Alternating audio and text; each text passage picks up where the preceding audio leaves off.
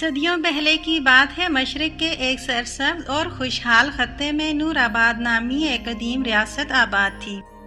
اس ریاست پر بادشاہ فرید شاہ حکومت کرتا تھا، جو اپنی عدل پسندی، رحم دلی اور خدا ترسی کے باعث رعایا میں بے حد محبوب تھا۔ اس کی ملکہ زرینہ حسن و وقار کا پیکر تھی۔ اس کی آنکھوں میں نرمی، چہرے پر وقار اور دل میں بے پناہ محبت بسی ہوئی تھی۔ شاہی محل دولت، نعمتوں اور خدام سے بھرا ہوا تھا، مگر ان تمام خوشیوں کے باوجود ایک کمی ایسی تھی جو بادشاہ اور ملکہ کے دلوں کو ہر وقت بے چین رکھتی تھی۔ شادی کو 12 برس بیت چکے تھے، مگر محل اب تک اولاد کی خوشی سے محروم تھا۔ رات کے سناٹے میں اکثر ملکہ زرینہ کی خاموش آہیں سنائی دیتی اور بادشاہ فرید شاہ یہ دیکھ کر بے بس ہو جاتا۔ وہ دونوں صبر کے ساتھ خدا کی رضا پر راضی رہتے، مگر دل کی گہرائیوں میں اولاد کی خواہش دن بدن بڑھتی جا رہی تھی۔ ایک دن ملکہ زرینہ نے دل ہی دل میں فیصلہ کیا کہ وہ شہر سے باہر واقع ایک قدیم عبادت گاہ جائے گی، جہاں لوگ اپنی مرادیں پوری ہونے کی امید لے کر آیا کرتے تھے۔ وہ شاہی بگھی پر سوار ہو کر وہاں پہنچی۔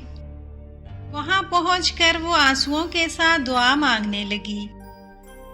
اس کے آنسو زمین پر گرتے رہے جیسے برسوں کی محرومی بول رہی ہو۔ کئی گھنٹے دعا کے بعد وہ واپس لوٹ گئی۔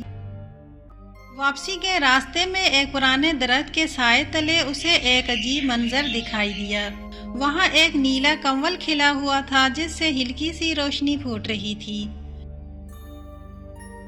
وہ پھول عام پھولوں سے بالکل مختلف تھا۔ ملکہ زرینہ اس کی طرف کھینچی چلی گئی۔ اس نے نرمی سے اس پھول کو توڑا اور دل میں ایک عجیب سا سکون محسوس کیا۔ وہ اسے اپنے ساتھ محل لے آئی اور اپنے کمرے میں ایک چاندی کے برتن میں رکھ دیا۔ اسی رات محل میں ایک حیرت انگیز واقعہ پیش آیا۔ آدھی رات کے وقت ملکہ زرینہ نے کمرے میں روشنی پھیلتی دیکھی۔ بادشاہ فرید شاہ بھی جاگ اٹھا۔ وہ دونوں حیرت سے اس برتن کی طرف دیکھنے لگے۔ اچانک نیلے کنول سے روشنی تیز ہو گئی اور دیکھتے ہی دیکھتے وہ پھول ایک ننھی سی بچی میں بدل گیا۔ بچی اتنی حسین تھی کہ دونوں کی آنکھیں بھر آئیں۔ اس بچی کے چہرے پر عجیب سا نور تھا اور لبوں پر معصوم سی مسکراہٹ۔ بادشاہ اور ملکہ نے اسے خدا کا معجزہ سمجھا اور دل و جان سے اپنا لیا۔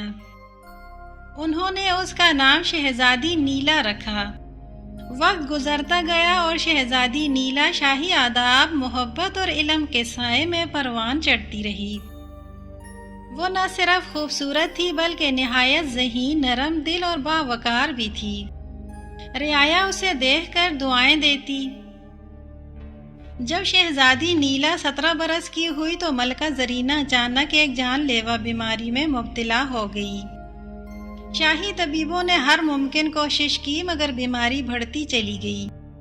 آخری لمحات میں ملکہ نے اپنی بیٹی کو پاس بلایا، اس کے سر پر ہاتھ رکھا اور کہا کہ ہمیشہ صبر اور سچائی کا دامن تھامے رکھنا۔ یہ کہہ کر ملکہ زرینہ اس دنیا سے رخصت ہو گئی۔ محل سوگ میں ڈوب گیا۔ کچھ عرصے کے بعد درباریوں کے اصرار پر بادشاہ فرید شاہ نے دوسری شادی کی۔ نئی ملکہ کا نام ملکہ صدف تھا۔ وہ ظاہری طور پر حسین تھی مگر دل میں حسد اور خود غرضی بھری ہوئی تھی۔ اس کا ایک بیٹا تھا شہزادہ کامران، جس سے وہ بے حد محبت کرتی تھی۔ ملکہ صدف شہزادی نیلا کو اپنے بیٹے کے لیے خطرہ سمجھتی تھی، اسی لیے وہ دل ہی دل میں اس سے نفرت کرنے لگی۔ شہزادی نیلا اپنی ماں کی نصیحت یاد رکھ کر ہر بات پر خاموش رہتی اور احترام میں کمی نہ آنے دیتی، مگر ملکہ صدف اس کی نیکی اور مقبولیت سے جلتی رہتی تھی۔ ایک دن محل میں بہار کے موقع پر ایک شاندار محفل رکھی گئی، جس میں دور دراز کی ریاستوں کے معزز مہمان شریک ہوئے۔ اس محفل میں شہزادی نیلا نے اپنی سادگی، خوش اخلاقی اور فنون لطیفہ سے سب کے دل جیت لیے۔ ہر زبان پر اسی کا ذکر تھا۔ یہ بات ملکہ صدف کے لیے ناقابل برداشت ہو گئی۔ حسد نے اس کے دل میں زہر بھر دیا۔ اس نے ایک خفیہ منصوبہ بنایا۔ ایک دن اس نے محل کے باورچی خانے میں جا کر ایک خاص شربت تیار کروایا جس میں اس نے زہریلی دوا ملا دی۔ اس کا ارادہ تھا کہ یہ شربت شہزادی نیلا کو پلائی جائے، مگر قدرت کو کچھ اور ہی منظور تھا۔ غلطی سے وہی شربت اس کے اپنے بیٹے شہزادہ کامران نے پی لی۔ کچھ ہی دیر میں اس کی حالت بگڑ گئی اور وہ جاں بر نہ ہو سکا۔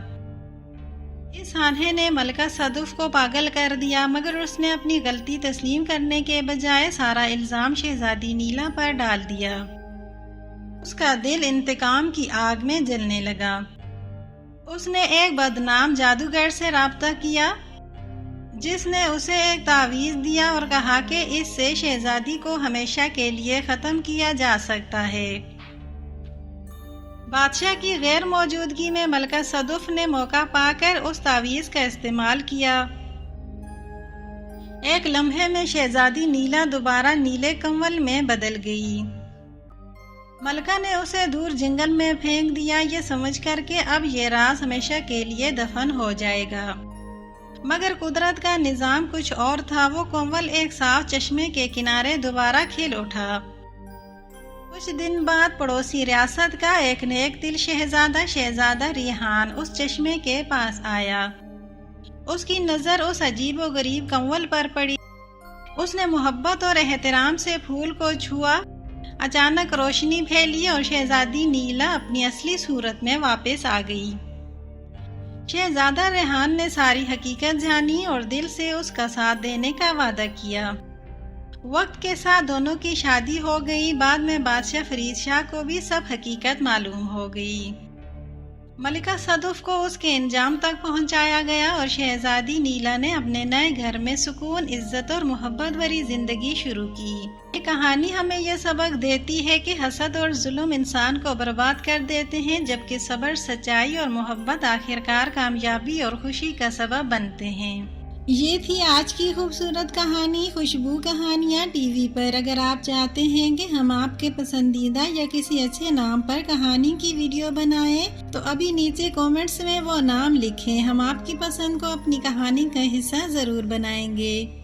اگر آپ کو ہماری کہانی پسند آئی ہو تو لائک کریں، چینل کو سبسکرائب کریں تاکہ اگلی خوبصورت کہانی سب سے پہلے آپ تک پہنچے۔ ملتے ہیں ایک اور حسین کہانی میں، تب تک کے لیے اللہ حافظ۔